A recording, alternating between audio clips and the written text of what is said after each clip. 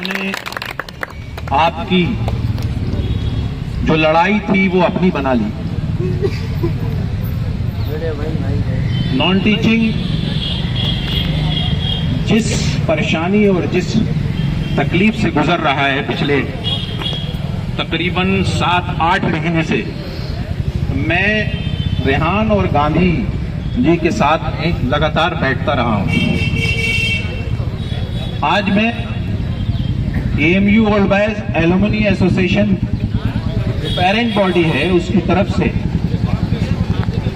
और इस जिम्मेदारी से आपके बीच में हाजिर हुआ हूं, जिसमें मेरे जॉइंट सेक्रेटरी अहमद कलीम साहब शप्पू, जॉइंट सेक्रेटरी लोकल शप्पू साहब, शाहबाज खान, यहाँ पर एग्जीक्यूटिव के मेंबर यासिर साहब, डॉक्टर मसूद साहब, इमरान साहब, रईस साहब, ज़ियाउर रब साहब, राशिद मुस्तफा साहब और आपके का में एक ऐसी होनहार शख्सियत रेहान साहब की हमारी एग्जीक्यूटिव में है। मैं इन सबको आपके साथ शाना बशाना चलने के लिए तैयार करके यहां पर लाया हूं। देखिए, इशू सबसे पहले अगर देखा जाए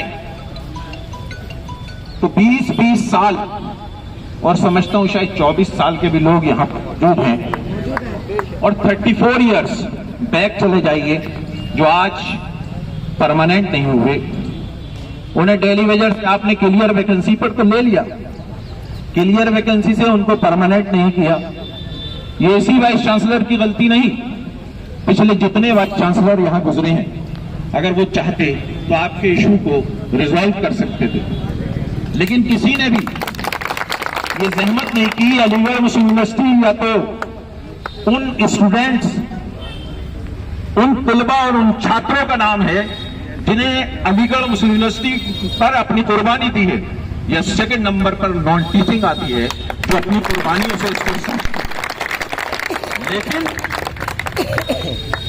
आपकी जितनी भी मेहनतें हैं, जितनी भी काविशें हैं, जितनी भी कोशिशें हैं, वो इन सब की नजर में जीरो है। मेरा मुतालबा है मौजूदा इंतजामिया से, वाइस चांसलर साहब हों, रजिस्ट्रार साहब हों या जो लोग भी इसमें इन्वॉल्व हों, इस इशू को आप मंजर आम पर तो ले ही आए हैं। इस इशू को यहां से दिल्ली मत ले जाइए, इस इशू को आप यहीं रिजॉल्व करिए, क्योंकि आपकी कैपेसिटी है। जब जब यूजीसी से कोई गाइडलाइन आती है, आप जिसे चाहते हैं अडॉप्ट कर लेते हैं और जिसे चाहते हैं ड्रॉप कर देते हैं, क्योंकि तब आप बहाना देते हैं कि हमारे पास 19-3 की पावर है।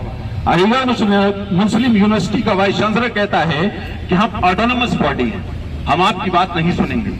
तो भाई आज क्या बात, आज आपको इस इशू पर यही रिजॉल्व करना चाहिए। ये आपसे भीख नहीं मान रहे। और मैं आप अगर यहां पर जो लोग भी एडमिनिस्ट्रेशन के खड़े हों, या जो भी कहना चाहता हूं कि अगर 20 साल की नौकरी आपकी होती, असातिज़ा में होती, जो एडमिनिस्ट्रेशन में लोग बैठे उनकी होती और उनको हटा दिया जाता, तो उनके बच्चे उसी सैलरी पर डिपेंड हैं। और मेरे भी ये मासूम बच्चे इन्हीं सैलरी पर डिपेंड हैं। उनके कोई कारोबार नहीं चलते, उनकी कोई जमीनें नहीं है, वो कहां से आए हैं। तो मेरा मुतालबा है आपसे, मैं आपसे गुजारिश करता हूं कि इनके इशू को यहां रिजॉल्व किया जाए और इनकी जो भी डिमांड है वो पूरी किया जाए।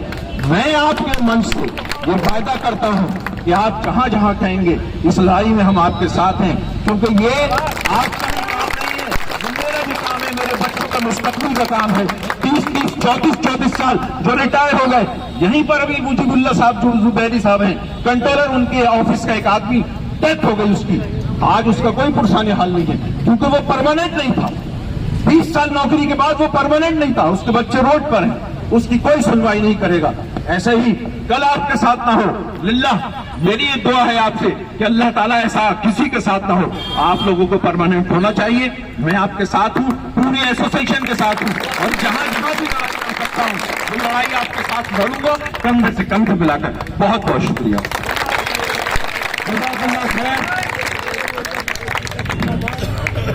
एएमयू ओल्ड बॉयज एसोसिएशन जिंदाबाद, जिंदाबाद, जिंदाबाद।